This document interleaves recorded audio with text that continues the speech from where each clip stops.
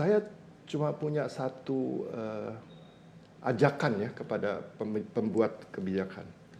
Sekarang ini kan untuk industri elektronika khususnya, kita perlu teknologi, kita perlu ekspor. Siapa yang mampu melakukan itu?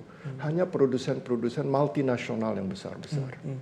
Di Indonesia belum ada pabrik elektronika yang sanggup melakukan itu. Teknologi kita nggak punya, uang kurang, kemampuan memasarkan di ekspor tidak ada.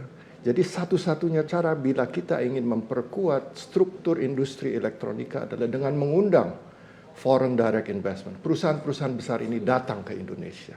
Bila mereka datang, mereka akan membuat infrastruktur industri elektronika lebih kuat lagi. Nah, bagaimana cara mengundangnya? Itu yang harus kita pelajari. Nah, saya mempunyai satu anjuran agar pertama-tama kita baikin dulu teman-teman saya di gabungan elektronika ini yang perusahaan-perusahaan multinasional, sebutlah itu. Panasonic Gobel, yang sudah existing LG ya. Indonesia, Samsung, Toa, itu yang sudah ada di Indonesia. Baiki mereka. Ya memang kebijakan, dan saya rasa pemerintah sudah tahu, pengen sekali mengajak foreign direct investment ini ke Indonesia. Tetapi apa caranya? Ajaklah teman-teman yang sekarang sudah ada di Indonesia. Perbaiki hubungan dengan mereka, sebab nanti mereka yang akan jadi promotor-promotor kita di luar negeri. Mereka akan menggembar-gemborkan, oh di Indonesia hebat. Menjadi PR bagi kita. Iya, ya, ya memang apa yang dilakukan oleh trade attaché kita di luar negeri sudah cukup untuk berusaha untuk mengundang mereka. Tetapi tidak ada yang lebih baik selain menyamankan industri-industri yang sudah ada di Indonesia. Dan buat itu mereka nyaman. Dan Pak Oki, apakah itu yang Anda lihat selama ini kita terlena sehingga lupa existing investor dan big player yang sudah lama dan sudah ada di Indonesia? Karena kita berbicara mengenai ini rencana insentif karpet merah yang akan digelar untuk bisnis ekspor impor, tapi kita lupa siapa yang harus kita baikin terlebih dahulu karena mereka sudah ada duluan. Inikah Pak yang lepas dari perhatian sehingga Anda mengatakan jangan sampai Presiden mengatakan kenapa kok bisa pindah, kenapa kok bisa hengkang dari Indonesia? Iya, betul. Begini Elmo,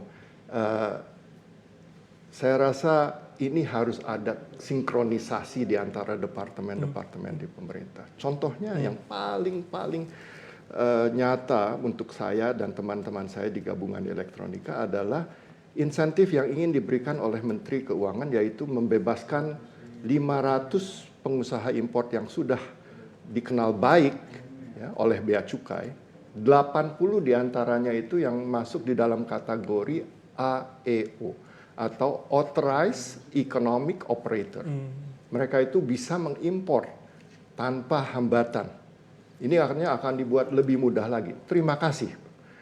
Tapi orang-orang atau perusahaan-perusahaan yang 80 ini yang sudah dikenal sebagai Authorized Economic Operator, bila berhadapan dengan perpajakan, dengan kantor pajak, lain ceritanya.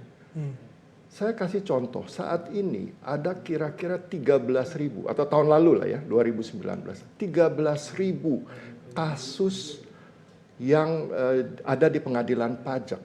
Dari 2017 itu hanya 5.000, meningkat lebih dari 2 kali. Kenapa? Sebagian dari kasus-kasus yang ada di pengadilan pajak itu adalah kawan-kawan saya di gabungan elektronika yang urusannya tidak jauh dari transfer pricing. Baik. Kami dianggap mengelabui pemerintah dengan transfer pricing ini. Sungguh pun oleh Bea Cukai dan oleh Kementerian